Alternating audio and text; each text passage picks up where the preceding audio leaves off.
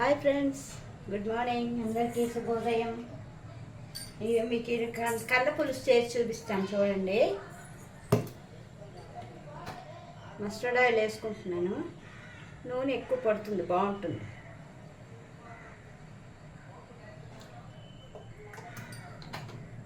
Mustard ఆయిల్లోని కొంచెం ఆవాలు, జీలకర్ర, మెంతులు పోపు.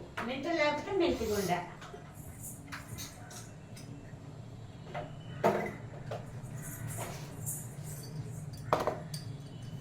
కొంచెం ఆవాలు,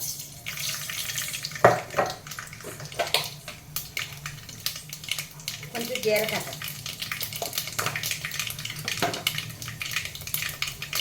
మిరపకాయలు. కారం ఎంత కావాలంటే అంత, మీ ఇష్టం.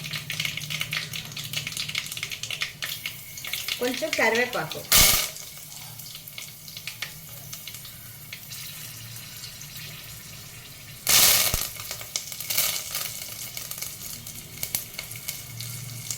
తర్వాత కంద ముక్కలు బాగా శుభ్రంగా 4 సార్లు కడుక్కుంటాము.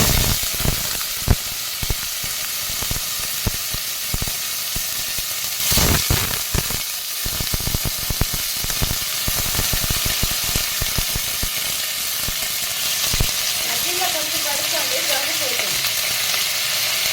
కందకి గుణం ఉంటుంది. అది మధ్యలో ఒకసారి 4 సార్లు వాటర్తో కడుక్కున్నాక మధ్యలో కొంచెం మధ్యలో వేసి నీళ్ళు పోసి కడుక్కుంటే మరి బాగుంటుంది. దాని లక్షణం.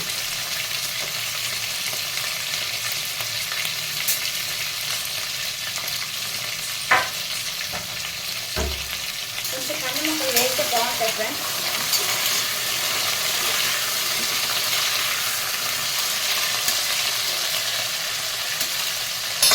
ఇవి వేసుకుంటే ఇలాగా మనం చింతపండు, పెద్ద నిమ్మకాయ సైజు అంత చింతపండు కడిగేసి శుభ్రంగా నానబెట్టుకోవాలి. అంటే పుల్ల మీకు ఎంత పులుపు కావాలంటే అంత. కారం పులుపు మన ఇష్టం. చాలా బాగుంటుంది ఫ్రెండ్స్, సూపర్గా ఉంటుంది. అన్నంలోకి చాలా బాగుంటుంది.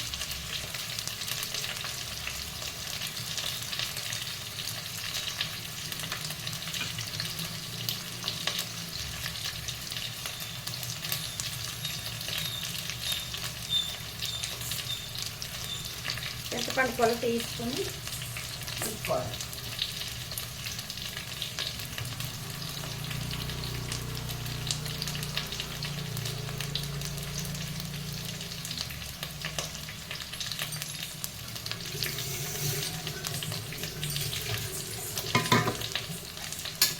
కొంచెం కమ్ముగా వేయకపోతే మిగిలిన వేసారు.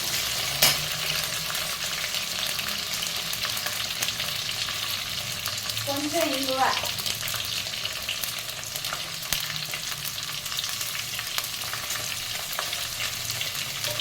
కార్తీక మాసం కదా, ఇందులో ఇచ్చిన ఉల్లిపాయలు వెల్లుల్లిపాయలు ఏం వేయను.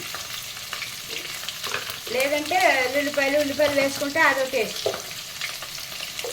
కొంచెం పసుపు,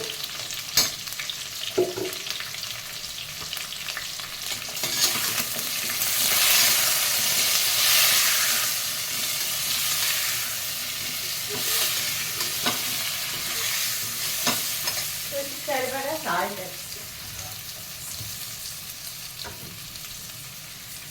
టేస్ట్ తగ్గట్టు.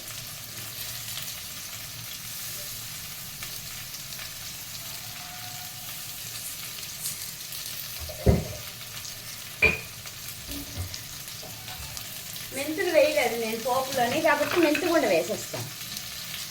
ఇది వేయించి పొడి చేసుకున్న మెంతిగుండ రోజు వాటర్లో తాగుతాం ఫ్రెండ్స్. నేను మా శ్రీవారు 1/2 టేబుల్ స్పూన్. చేదు రాదు, బాగుంటుంది, టేస్ట్గా ఉంటుంది.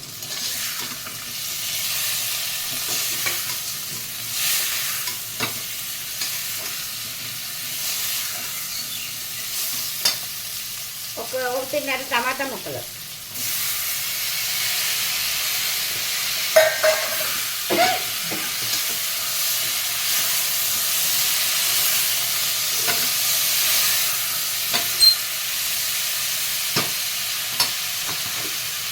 కొంచెం బెల్లం పౌడర్ ఫ్రెండ్స్, ఇది 2 టేబుల్ స్పూన్స్.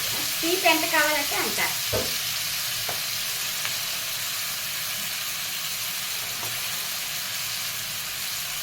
ఈ బెల్లం పౌడర్ ఎక్కువ స్వీట్ ఉండట్లేదు ఫ్రెండ్స్, తక్కువనే ఉంటున్నది.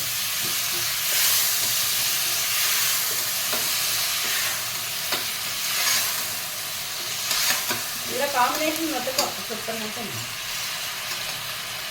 ఇప్పుడు ముక్కలు వేగిపోయి వాటర్ పోయిస్తున్నాం, చింతపండు వాటర్.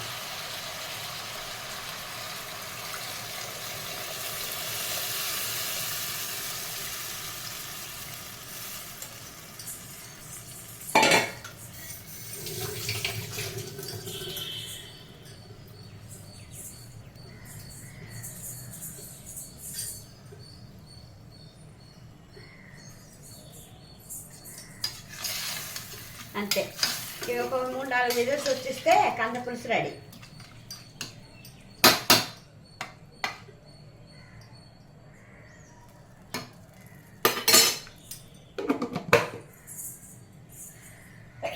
ఏ నారాయణ,